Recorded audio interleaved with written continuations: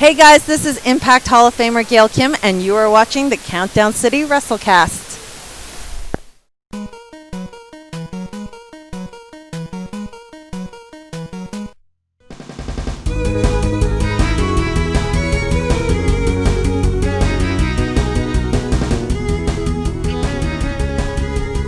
What's up, heels and baby faces? Welcome to another episode of the Countdown City WrestleCast. We're back. Nice little break. And we can't take a break anymore, it seems, because so much shit goes down whenever we do. So, I'm your host, JC. I'm joined this week by Mike. I'm Mike. Still 2020. And I don't even the know lack of hope.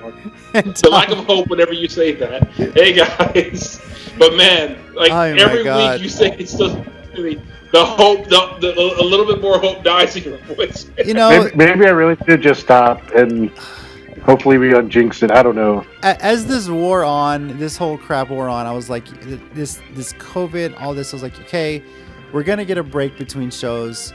I got a chance to do a blooper reel. I always do one middle of the year. Cool, let's relax. What could go wrong? Famous last words. Well, apparently what could go wrong was the world could just literally fall apart. Yeah. I was like, okay. Well, I'll start this by saying, here's our Twitter account, @CCG_WrestleCast. Thanks for watching on the Countdown City Geeks YouTube channel. You can chat along with us, leave us a comment about what we're discussing today. What we are discussing is we're going to preview AEW Fyter Fest Night 1, because it's a 2-night event. Yes. I'm kind of glad Fyter Fest is back. It was fun last year. They're still doing this. It's going to be a 2-night thing, and it's looking pretty stacked. So there's 5 matches we're going to talk about this week. It's going to be part of Dynamite. And then we'll be talking about a load of wrestling news that came out over the last week and 2 weeks. And even to the point where I was like, you know what? I really don't want to talk about it. I had plans for a blooper reel. I still put it out, and I hope you guys enjoyed it if you guys watched it last week. It was almost had to have an emergency show. Yeah, I was like, you know what? Hit the DEFCON 5 lever and just jump in. I was like, you know what? I'm not about to have an emergency show that's going to be depressing as all hell. Because what we're going to talk about. Actually, yeah. If we had tried to have the show last yes, week, you would have had to take me away from all the binge watching I've been doing of shows. Yes, so we will be discussing a lot of wrestling news, COVID-19 related. Somebody finally found Tessa just basically to give her walking papers, and the SpeakingOut Movement, which has taken the wrestling world by storm over the last couple of weeks. So let's get right into talking about AEW Fyter Fest Night 1.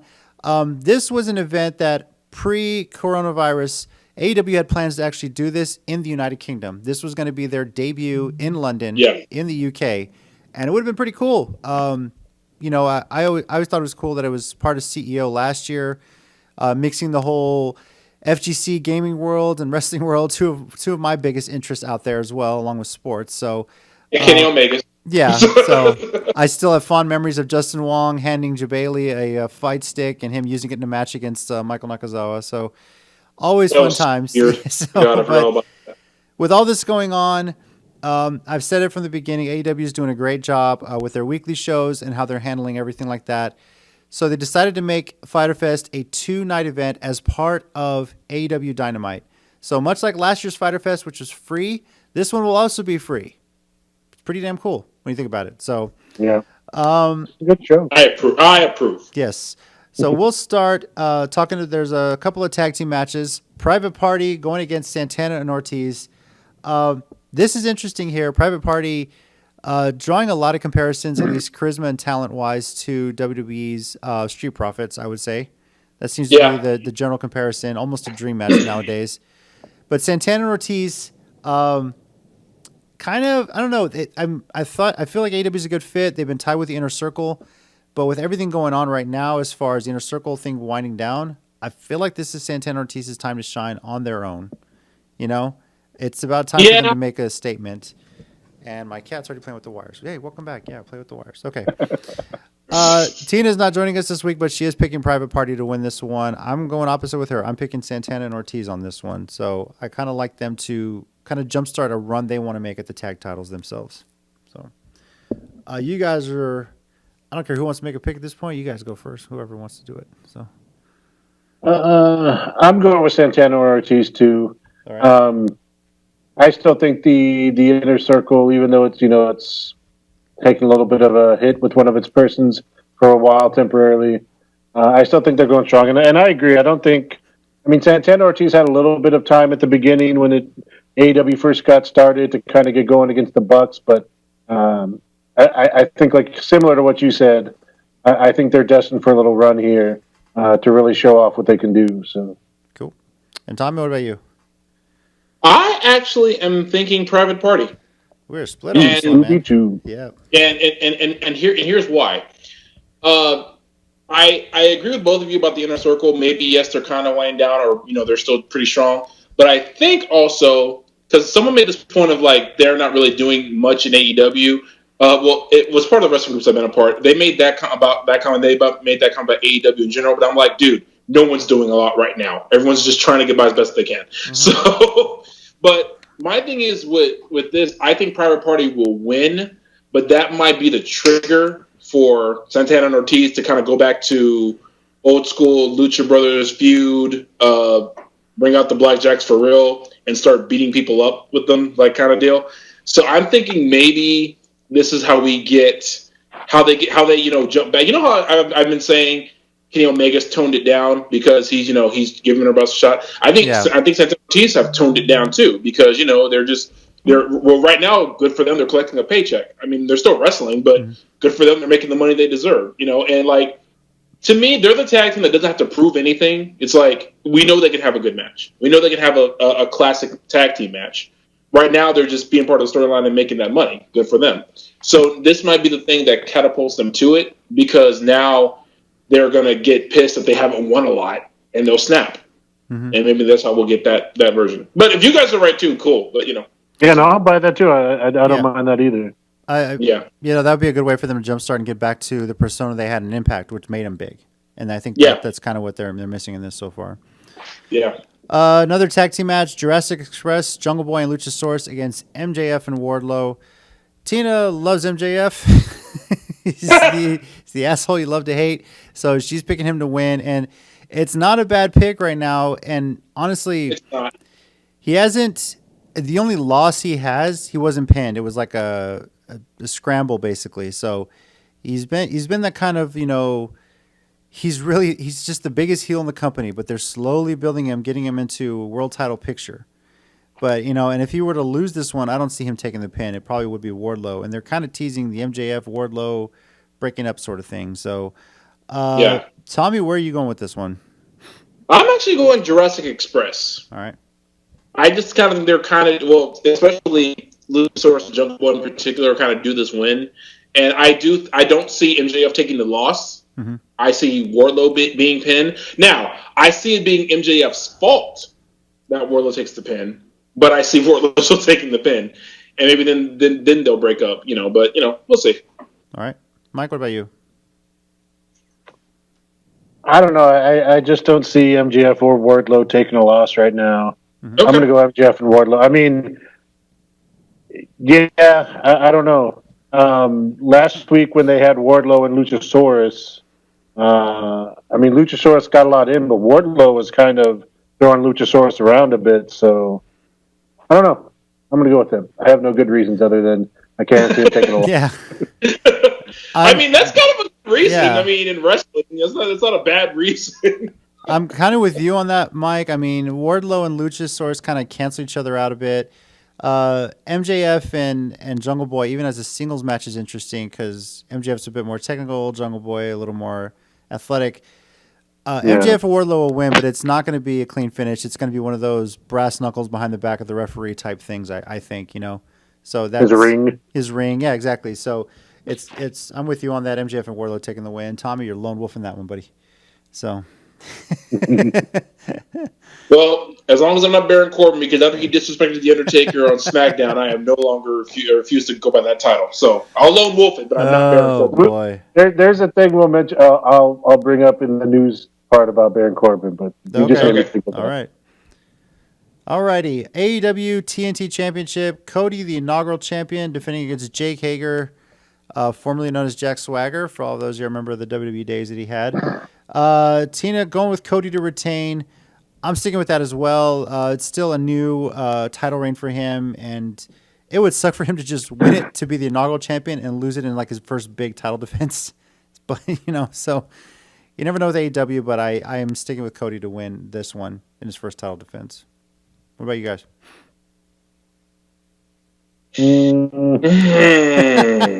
That hard, huh? I'm actually going Hager. All right. I think I'm going to be completely wrong this entire show. Like, I think I'm going to not get one right. I'm going to go Cody.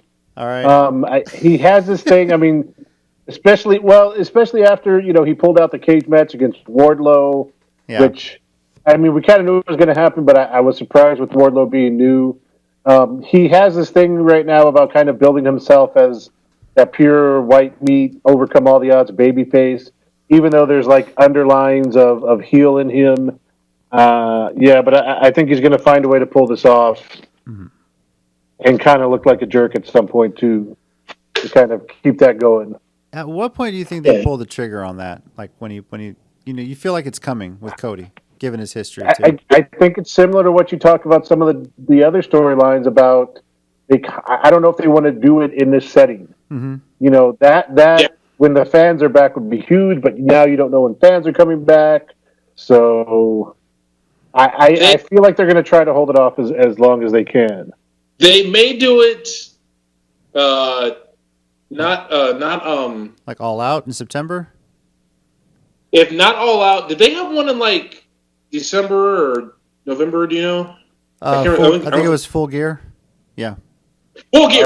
That's right. I forgot about Full Gear. Yeah. They might maybe pull something like that then. I just don't see them doing it so soon to All Out because of everything going on. But Full Gear might be as far as they can stall it out as they can. So. Yeah. That'd be a good spot too. Mm-hmm.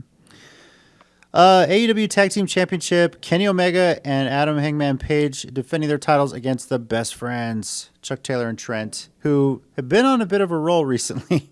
You got to hand it to them. So they definitely earned this title shot. Nothing to love about it. Wins and losses count in AEW. It's kind of nice. So Tina's picking the champs to retain. I think the best friends are going to pull it off. I think there's a bit of that whole sneaky dissension they have with Hangman, and it's finally going to come to a head here. So I think the best friends are going to take it. Are we on the same page, guys? Yeah. Tommy, I got to see. Mike? I'm going best friend. Yeah. All right. Cool. Did y'all see Just our luck Tina's going to be right, too, right? So. Promo I was thinking. Did y'all see the little video they did with the two teams last week on AEW? I need to go back and watch. You have to remind me. It's so funny because I think I saw it, but it's trying to be serious, but they're also the best friends. Uh-huh. So they're just like sitting on these stairs, and they're like, "Am I sitting right? Do I look right? I don't know. Like, okay, are we good? Do we look good?" And then they start talking about it, and then they're like, "Those two guys can't even drink the same drink. One of them's drinking a beer, one of them's drinking milk." Oh, they're so amazingly mismatched. It's hilarious. Oh yeah, but it works. Really is. And then with Orange Cassidy being part of that little team there, even though he's got his own thing going on with Jericho, which I'm very happy to see. I'm looking forward to that next week. That looks like a classic feud for some reason. I don't know why. I just love it. And Jericho's promo on that night too was basically put him over, but kept the feud going, which was really cool. Yeah, Jericho has a really good talent for doing that sort of thing. The fact that Jericho's such a master of that kind of thing is amazing to me. It's like who can't use this man like in pro wrestling? Like seriously. And the AEW Women's Championship will be on the line this week for night one. Hikaru Shida defending against Penelope Ford. Tina's picking Hikaru Shida. Hikaru Shida has been on a tear this entire year, pre-COVID, quarantine era, whatever. I can't see her losing the title anytime soon. I think she's going to have a hell of a run with the title at this point. So, Mike, Tommy, are we on the same page all on this one, or what are you guys thinking? Yeah. It's me, bro. I know. I don't know, man. I'm making sure here, so... I will say this: I legitimately do like Penelope Ford, also as a person, because I got like the one time I got to meet, she's super cool, and I do like her. She's great, but come on, dude, it's me. It's Hikaru Shida. I had to ask, man. I had to ask. I was waiting for her to win the belt when the belt was announced. Yeah. Come on. That's night one of Fyter Fest. As I mentioned, this is basically going to be a part of AEW, of the weekly episode of AEW Dynamite on TNT. Night one this week, night two next week is going to have 6 more matches, and we'll talk about that next week, getting into that. See if anything that happens in night one gets set up as well.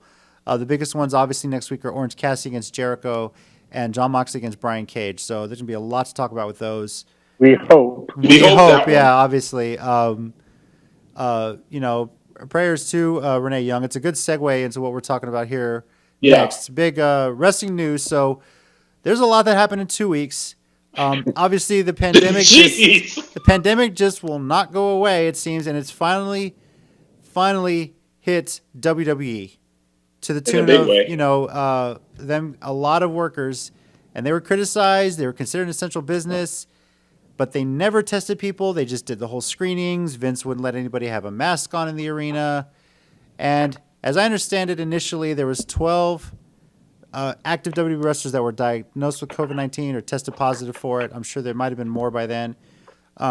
Excuse me. I mentioned Jon Moxley, but Renee Young also tested positive for it. Now, hers is interesting because she wasn't really active with WWE. She was more with WWE Backstage, which, as I understand, has been canceled by Fox just because there really isn't a whole lot for them to talk about, Right. Yeah. So, and it sucks, but she has teased on Twitter that there's going to be a major announcement coming from her on Wednesday. So, I wouldn't put the idea if some people are speculating, but she's still signed with WWE. She can't go to AEW. As I understand it, the Backstage contract was with Fox, not WWE. So, I don't know. Maybe she could be showing up at a different company with her husband, or who knows. But that was for the show, but Yeah. she was still an interviewer and a personality, I assumed. Unless when she got backstage, they switched the contract for that. Yeah, or made it sort of paid by appearance or part-time. Did she not do anything else outside of Backstage? Was she not on WWE TV? They took her off of those. She wasn't a commentator anymore because SmackDown. I know she wasn't, right, and she didn't do any Backstage stuff. Maybe I don't think she did anymore. Maybe an appearance at Mania is the only thing I can think of, but yeah, because I remember specifically when SmackDown went to Fox, they wanted Cole and they wanted Graves. Yeah. Okay. And maybe they went back to a 2-person system for SmackDown. Mm-hmm. So, Yeah. Who knows what the announcement's going to be? We'll see. But she is tested positive for COVID, as I mentioned. Obviously, her husband is Jon Moxley, as the wrestling world knows.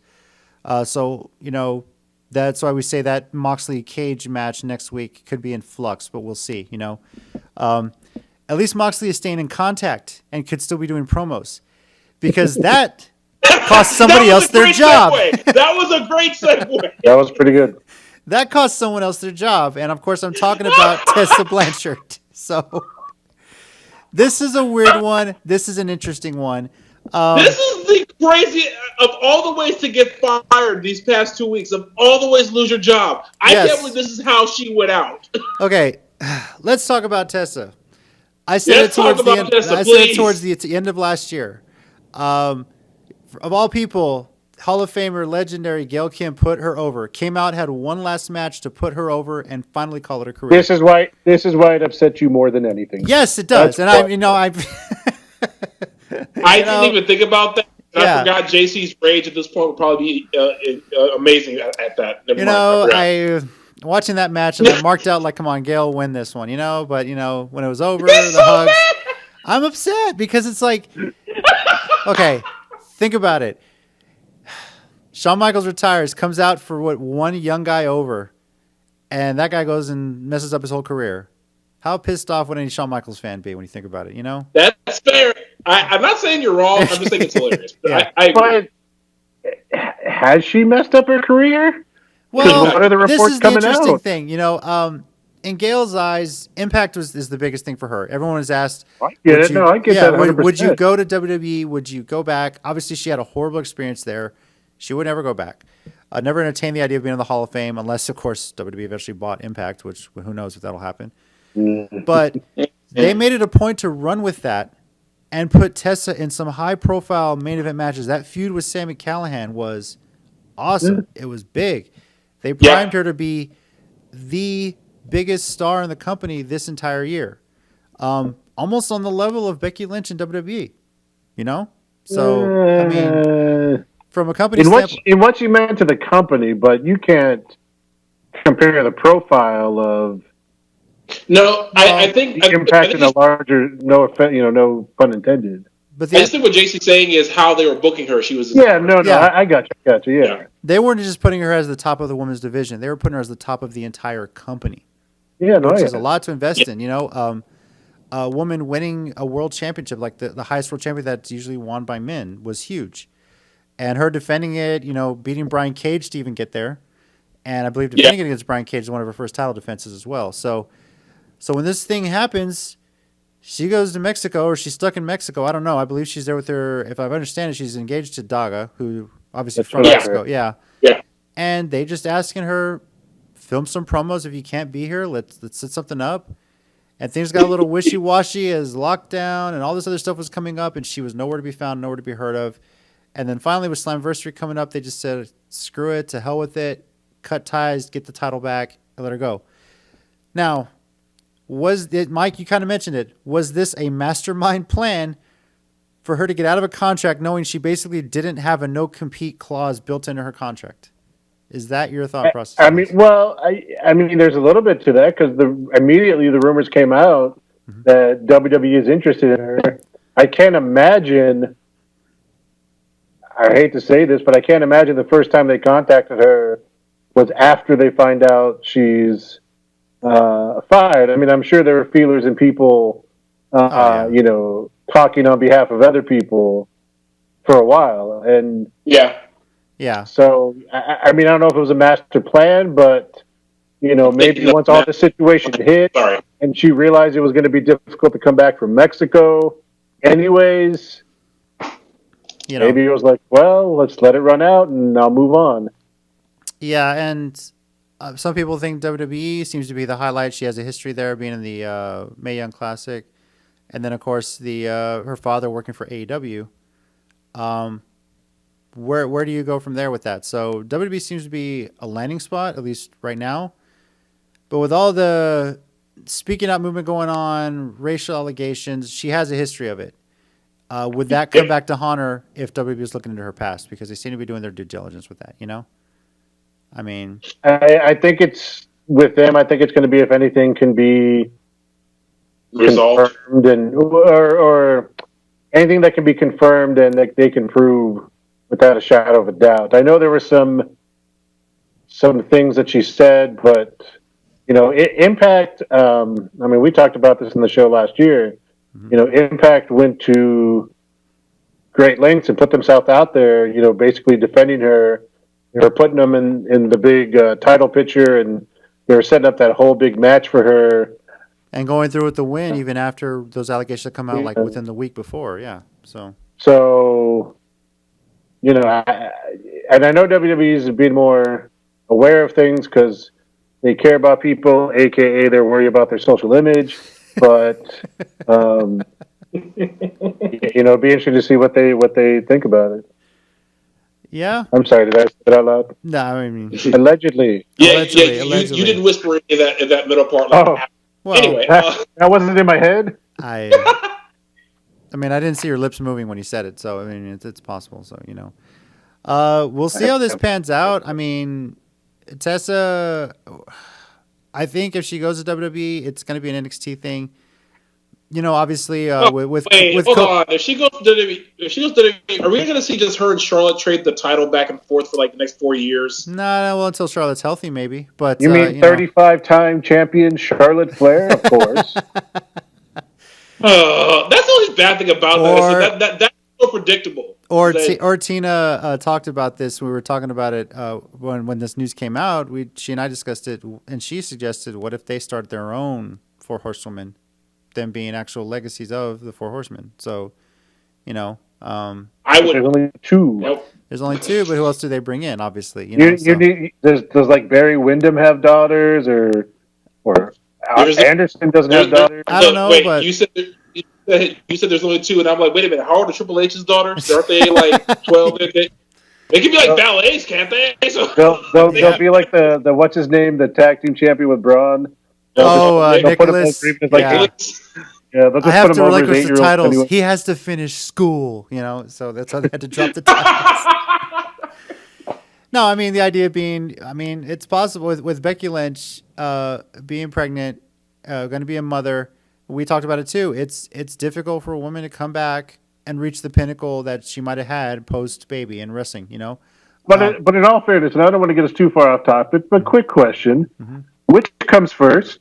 Becky Lynch has her baby, or fans actually get to go to shows again? Oh boy, Becky, I believe is due. I'm just saying. Becky's due in December, from what I understand. So, and if we don't get a lock on this whole thing, then I would say, yeah, you know, Becky has the baby first. I mean, that was another bit of news that supposedly got reported. WWE was planning to start bringing fans back into arenas in July. They wanted to be the first indoor live event. You know, Vince wants to be number one, wants to be the first to do this, first to do that, first live event show post 9/11, first in Saudi Arabia. You know, so he wanted to have the first post COVID-19 live events. And why couldn't he just have it outside somewhere? Oh my God! Exactly. If the it's state working well would for have literally AEW. made the law, they would have kept letting fans come in from the beginning. Yeah. He right. wouldn't have cared. Exactly. You know, if Tampa hadn't kicked him out, and I mean, even then, they were supposedly filming some events at the Performance Center with a select group of fans, and not allowing them to wear masks. Yeah. Come on. They have them now, like 3 weeks later, but yeah, I mean, now it's a bad image at this point. Regardless, yeah, don't make the mask. I actually brought this up to a group. I didn't post it in the full, just in the comments, but I'll ask you guys. Okay, so, and this is not trying to say I want this to happen or anything like that, but could this be the thing that kind of sinks WWE with the fact? I mean, from a health perspective as well, but also from a lawsuit perspective, because because you know, of course, we don't know for sure if they were told they can't wear masks. That's just what's been reported. Yeah. But if that's true, they have documented evidence that they were not to wear masks, and someone catches it, couldn't that be that could be grounds to get sued? Yes, but the fans had to sign a waiver that they cannot sue if they were positive for COVID-19 by attending that event. Okay. So okay, much like Trump did in the Tulsa rally, they couldn't hold them liable for it. It's an at your own risk kind of thing. So, okay, you know, what can you do, right? You know, believe me. I think at this point, Vince is very good about covering his own ass on certain things like this. So, yes. Yeah. And then finally, of course, it's a movement that started literally right after we said we were going to be doing a blooper reel the following week after we filmed, and I pushed the episode out. Was it like the same night almost? I felt like, I think it was. And I'm not knocking anything about this. First of all, any of these accusations that have come out, we will say, anyone out there, anybody that's been accused, you're innocent until proven guilty. I think we know that. Unfortunately, in the modern world, if it takes fire on social media, even if you brought charges against you, you're presumed guilty almost in the court of public opinion before you even get a court of law kind of thing. So, now I'm not saying any of these accusations, any of the experiences that people have made are wrong or have no truth to them. Obviously, if this is something that happens, I applaud anyone who has the courage to come out and speak out about what's going on, what might have happened, and how difficult it is. Of course, hashtag Speaking Out has made a huge Twitter movement. Claims of sexual abuse, racial abuse. I mean, any sort of like social injustice you can think of at this point. Obviously, predominantly, this has been something regarding women accusing trainers, other wrestlers. You know, there's some. Been a couple of guys too. TJ Perkins came out about some of the stuff that happened to him. Keith Lee had a major story that it could happen to anybody. He shared a story on his social media that's pretty eye opening for anybody, I would think. You know, but there's some huge names. I'll say right now, the biggest story out of WWE, Jack Gallagher, gone. Whitewashed from WWE. They basically gave him the Chris Benoit treatment in WWE when this accusation came out, you know? Yeah. And, you know, excuse me, I think Jordan Devlin also got accused. They're investigating, looking into it. But Gallagher, we don't know the backstory. My thought is WWE wouldn't do this unless they had some hard evidence or Gallagher didn't deny it. Who knows? You know? Yeah. Who knows what is out there? Because Travis Banks and Ligero, they're gone too, right? Yes. Mm-hmm. Yeah. From what I've seen. So, a lot of UK talent is gone. Sammy Guevara made some comments a few years ago on a podcast about Sasha Banks. That news came out. Him and Sasha resolved it. You know, they spoke directly. They both confirmed that he got a suspension. I think people would say, well, he got a light suspension. Well, maybe he did his time. He resolved it with Sasha. They figured things out. I think they came to an understanding. Yeah. And for once, maybe Sammy's actually learned his lesson because we have a that's history. What I was going to say. I was like, out of all of these, the one that has convinced me the most that they've actually learned something from this is Sammy. And I cannot believe those words just left my mouth. But it's like, he's actually looked very apologetic. And honestly, I think AEW did the right thing. Everyone has been criticizing them because they say he should have just been outright fired. And I'm like, well, no, I don't think he should have been. I think he should be made to pay for what he did. And I think a suspension and, time to, maybe, what do they say, like therapy or whatever to discuss it and would help. They should fire him if he does it again. But, it's like, this time, it's a punishment. You're not getting paid. That's punishment. And another thing is that, Sasha has said, I talked with him. I didn't like what he said, but I accepted his apology. He meant it, and all that kind of stuff, and all that stuff. Yes, he was wrong. I am not excusing that.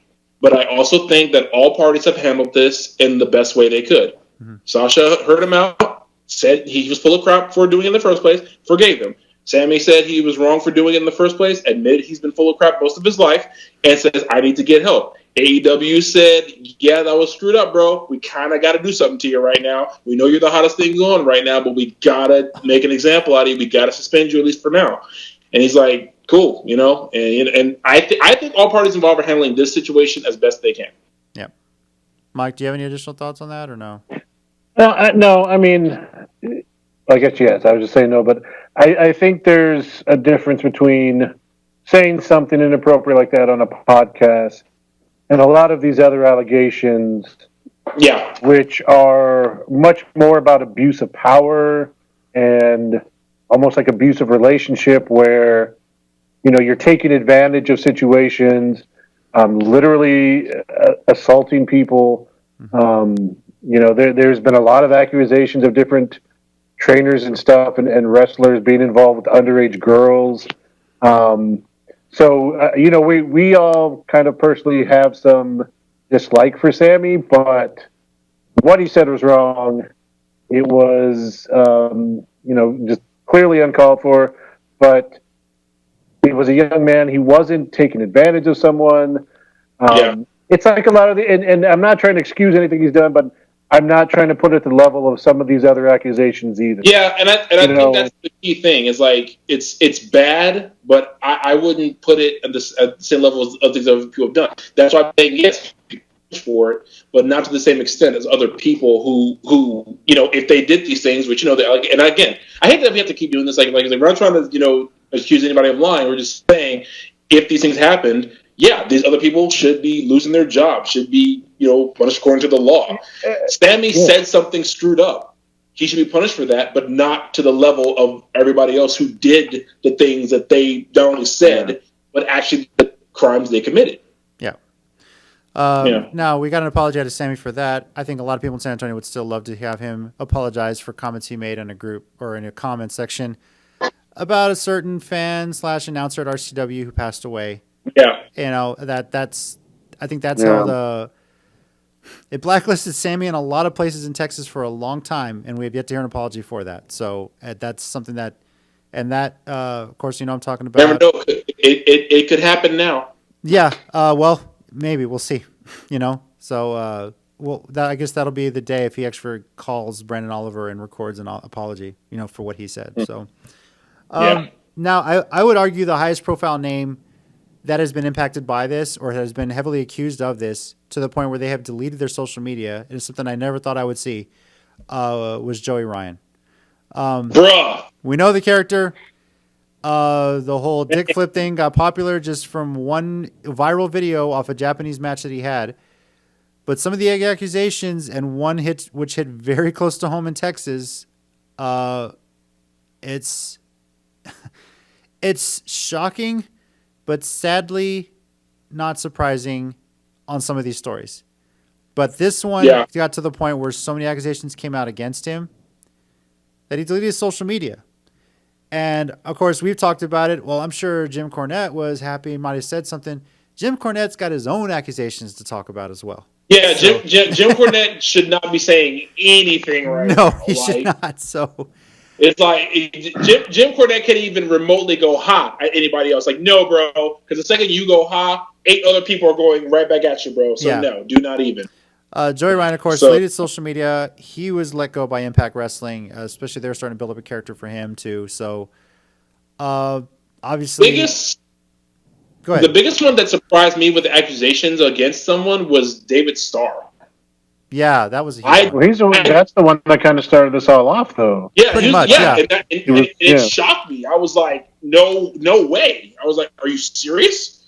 And then it's like, I don't know him that well or about him that well to have a feeling one way or the other. But what I heard from everything was after the accusation, he did one of those apologies, kind of similar to Joey Ryan, where he didn't completely deny it, but tried to word in such a way that it's not as bad as it sounded. Yeah. So, yeah. Kylie Ray tweeted something I thought that was very interesting. Obviously, woman in the wrestling business. She tweeted this on the 19th of June. I think when this was really starting to ramp up. She said, "What's hard is being told it was normal or get used to it. That's the biz, kid. We had to learn to become numb.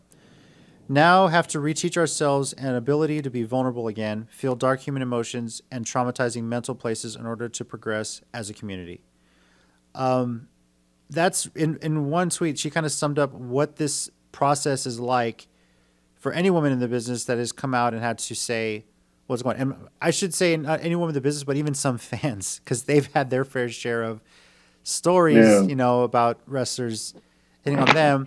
Of course, we know the dirty one in Texas, Dirty Andy Dalton, has also deleted social media for that reason too. So, again, these are accusations.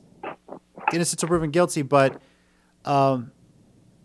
my hope, and Barbie Hayden mentioned this as well, well, some of these stories, if they're true, I mean, obviously they should pay the consequences. There's never an excuse for that. There's never an excuse for that sort of relationship.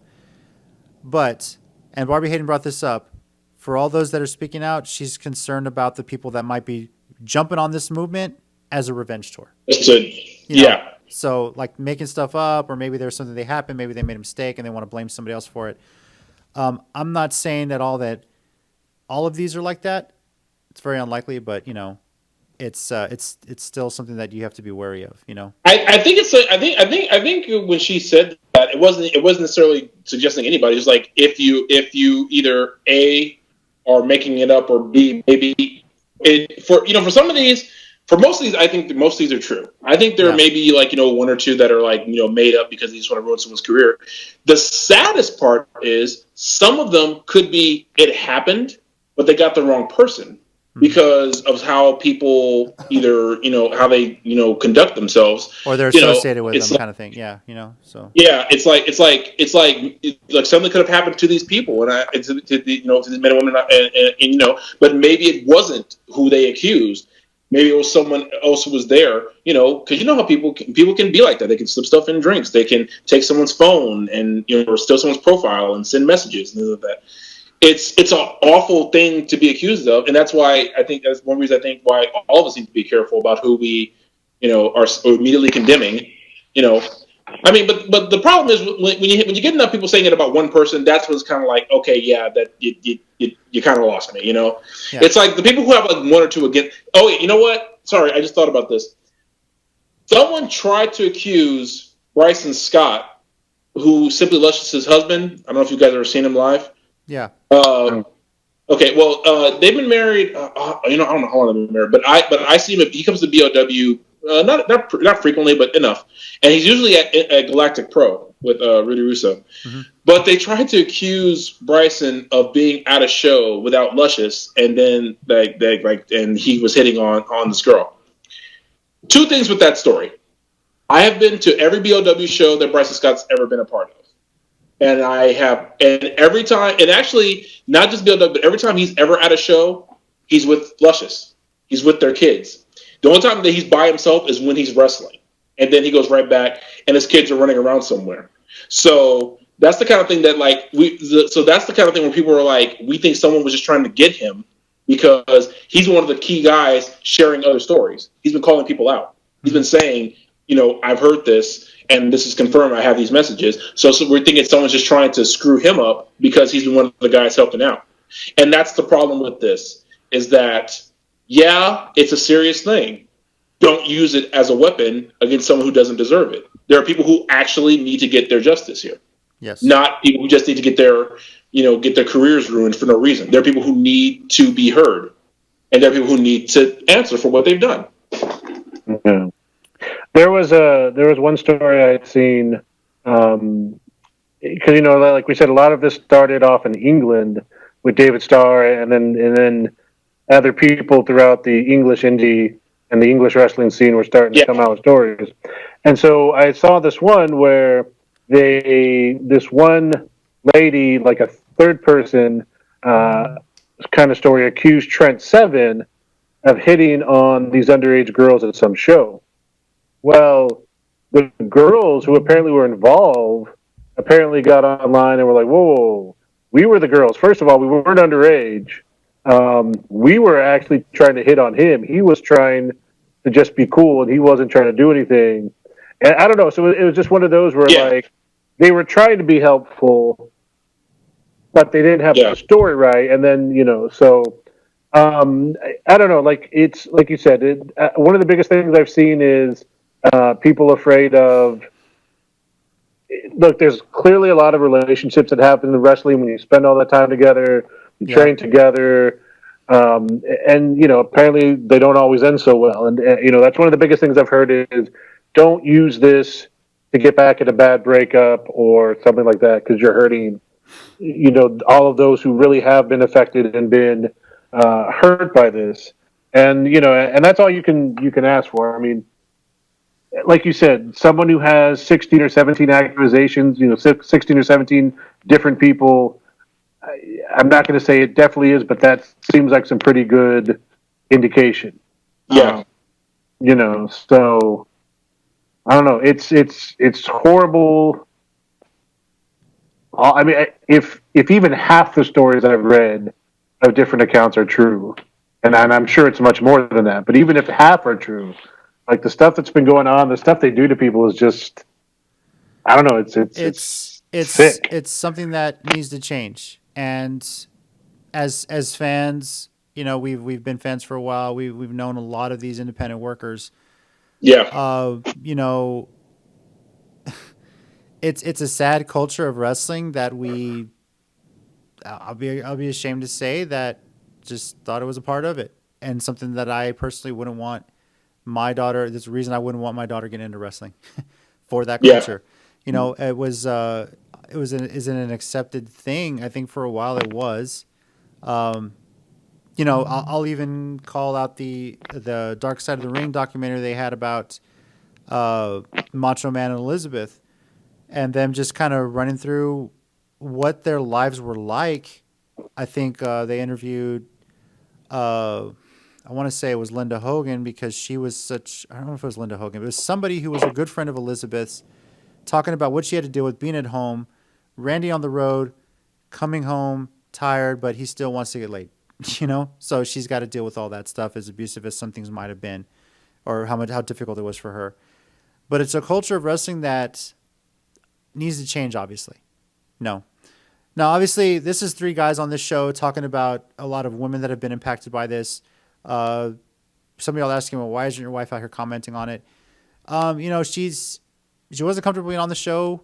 She's just, much like what I've said, she's shocked and hurt by a lot of this, and it's a scary thing about wrestling. So many people that we've known, even, a wrestler that's pretty close to myself and her, that we've always looked out for. She's had her fair. She's says she's put on messages. I've wanted to say something but deleted. I'm just not ready to share my story. And for anyone that's having that difficulty, take all the time you need. Get your story right. Make sure whatever you're comfortable sharing. But she's not comfortable talking about it, and it's fine.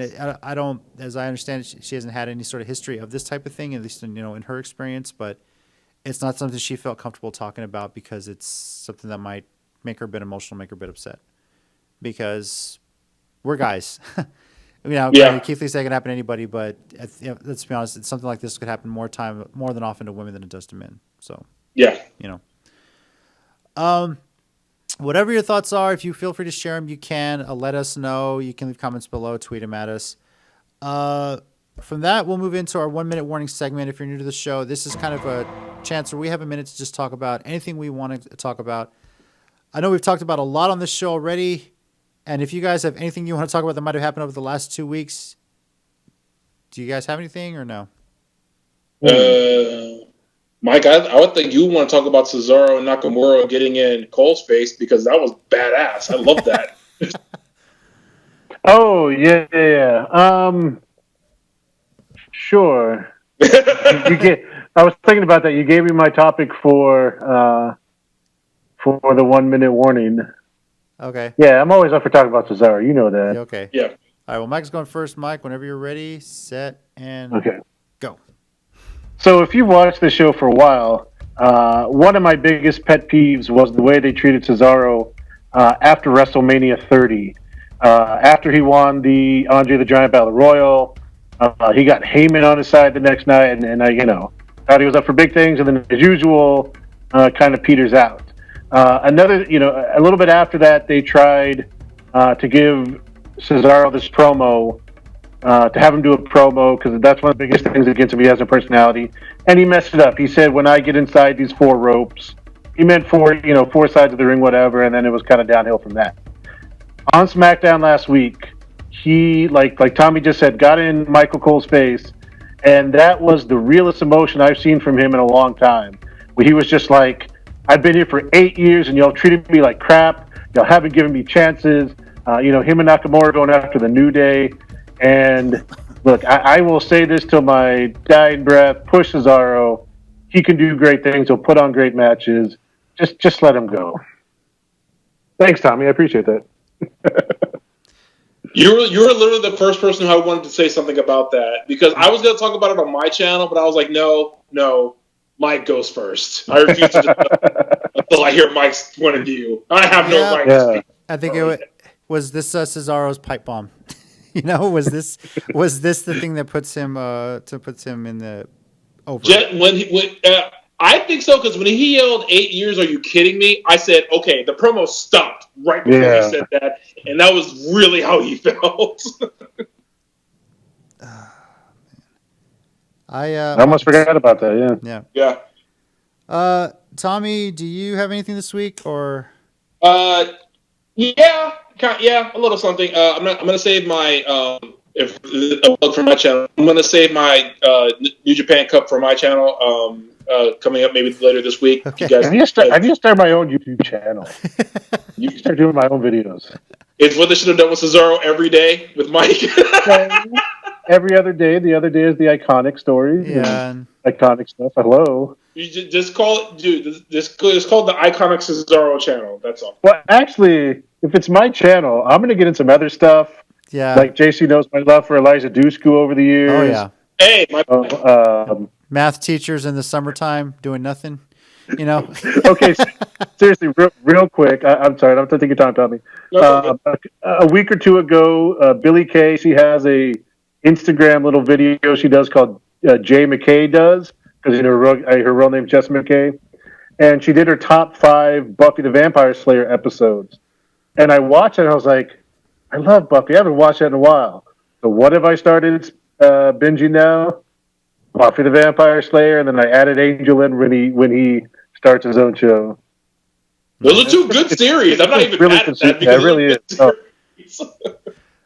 One of the reasons Joss Whedon is so great. But sorry, thank you. All right, Tommy, you ready to go? Just making sure. Yes. All right, ready, set, go.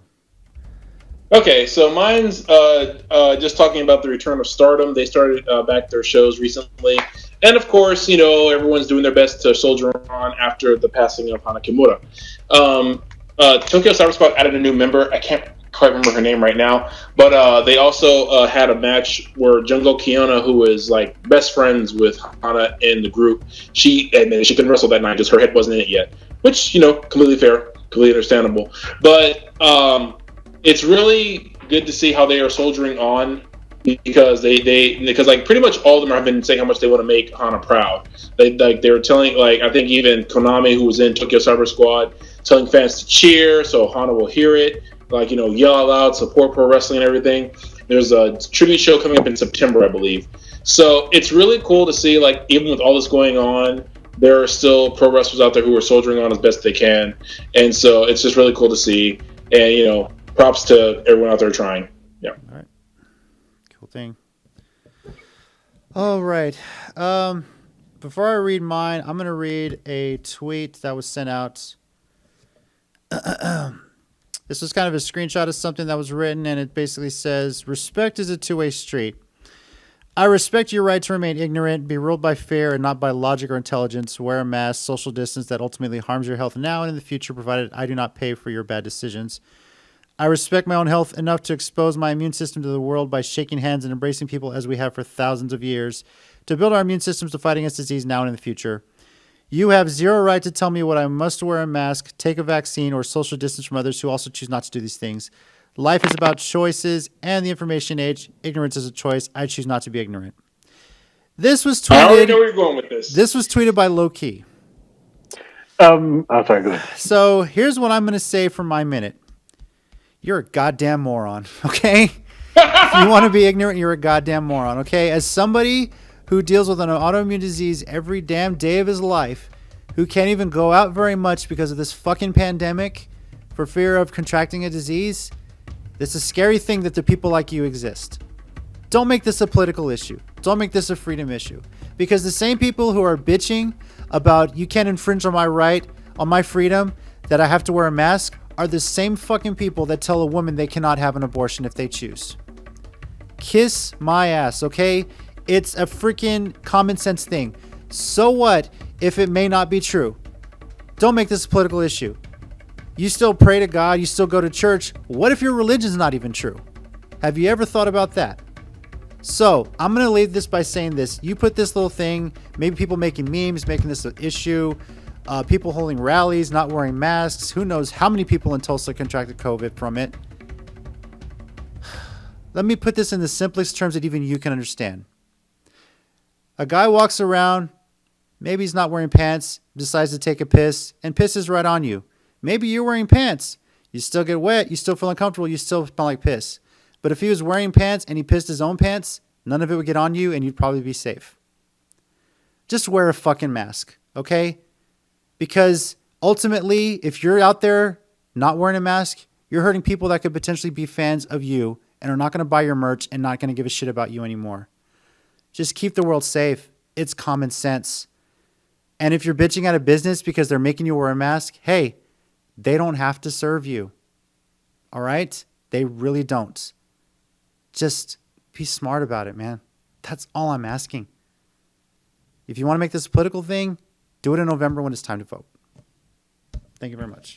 So, JC, do me a favor. Take your microphone out of its stand and drop it real quick. I don't want to break it. These aren't my mics. Damn! I never heard you go off like that. Shit! It's irritating. That's all it is. Yeah. You know.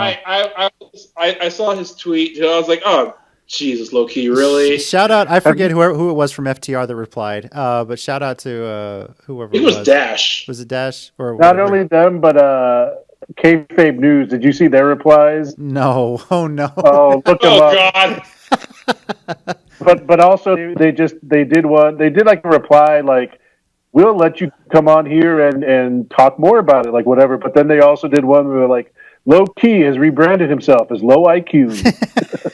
I did no that one I saw. Okay, Yeah. that one I did see. So there's that one too. I mean, we could get a discussion later on about sports. Should it restart? Should it? It's whatever it is. It's just, if people in this country had not made it a political issue, we could have been done with all this by now. You mean if maybe we had someone in a high leadership position that would have just come out and said, look, we're just doing this to make everyone healthy and to make sure everyone's okay. Yeah. It's just a mask. Wear it. I mean, I'm not naming any one person in particular. No. Certainly not someone who may be in the Hall of Fame of the WWE. No, God, stop bringing that part up. You're not breaking the bank getting a mask. I got mine in Laredo for $5, people. I'm not talking about Edge. I mean, he's in the Hall of Fame. So. And with that, AEW Fyter Fest Night 1 is this Wednesday, July 1st, 7 p.m. on TNT as part of AEW Dynamite. It's going to be at Daly's Place in Jacksonville. That's Night 1. Next week will be Night 2 on July 8th. Well, next week we'll talk a bit about Fyter Fest Night 1 and what we think might happen in Night 2. Hopefully we'll have a clear understanding of what's going to happen if Moxley and Cage is going to happen on Night 2 as well. For those of everyone that is affected by COVID-19, we do wish everyone a speedy recovery. It's scary, as I mentioned, especially for someone like me, that sometimes, the bigger it gets, the more you just want to seclude yourself in your house and just be careful. But, be safe out there, people. Just please be safe. Treat each other well, as Mike says at the end of these shows every time, So. Yeah, I do want to add one quick thing to that, especially talking about the Moxley match and stuff. Yeah. Shout out to Moxley for being a good husband. Like, I don't know if you read the entire thing about it, right? But, Renee Young got contracted with it. And in theory, she should have stayed at the house by herself, and he should have stayed separate. But he didn't want to leave her. Yeah. So she was feeling sick. He quarantined himself. They said they stayed in different parts of the house, but he didn't leave the house so he could still help her as best he could, knowing that obviously it put this in jeopardy. And he didn't care. Yeah. There's a lot of, I don't want to call out other people specifically, but there's other people who doing that. The NBA's doing this whole thing right now. I don't know. Shout out to Mox for just, being a good guy, it seems, and a good husband. It's nothing wrong with that. It's one of those things that are like, you remember what's important. And something like that would hit you, you remember what's important. So I think he did what any good husband would do for their wife. So I'm very happy to see that, and I hope so. Yeah, he should be commended for that. It's okay to wear a mask. Low key wear a goddamn mask. I also saw this person on Twitter. Like, imagine if you gave all your wrestlers luchador masks with coverings like that. Not only could you create a whole new brand of characters that you can do, I was like, look, pretty interesting. I'm just saying, Mustafa Ali is really missing out on some great merch stuff right now, especially with the mask that he has. WWE is missing out on getting Mustafa. They're selling masks, but they're missing out by not having them on TV. Of that money. Yeah, I know, but they're selling masks, and one of them is his mask. But it's like, come on, put them on TV. People would buy it then. So. Yeah. Twitter account at @CCG_WrestleCast. Subscribe to the Countdown City Geeks. Let us know your thoughts about all this. AEW Fyter Fest, the Speaking Out Movement, the news. If you want to lay one into low key as well, like I did, go for it, please. And of course, we'll be back next week. We're back on our weekly shows. There's still a lot of wrestling going on for the foreseeable future, and of course, stay safe, everybody. So it's been fun being back, fun talking with you guys. Don't forget NXT itself. They're throwing their own version of the Great American Bash. I don't know how I feel about them just coincidentally a 2 week or 2 different nights, just like Fyter Fest. Where do we get that idea? Let's just copy it. That came out of literally nowhere. That was not even announced until yesterday? Yeah. So damn it, Vince. Gosh, let's just do whatever Dusty's kid is doing, right? All right. Thank you again for watching. Don't everything else from Dusty. Why not that? Joining me via Skype, and hopefully one day soon we'll be able to get back in person and do these shows, because as Tina and I were watching the blooper reel from last week, we miss having you guys here in the house because it's so much fun with everybody, and I would love to have a blooper reel where at least some of us are in the house together, right? So over here we got Tommy. Thanks, guys. We got Mike. Thanks, guys. Be good to each other. And I'm wear a mask. Yes, wear a damn mask. And I'm JC, and as always, heal some baby faces. Remember, pro wrestling is real. People are fake. Nailed it. Yes. Yeah. So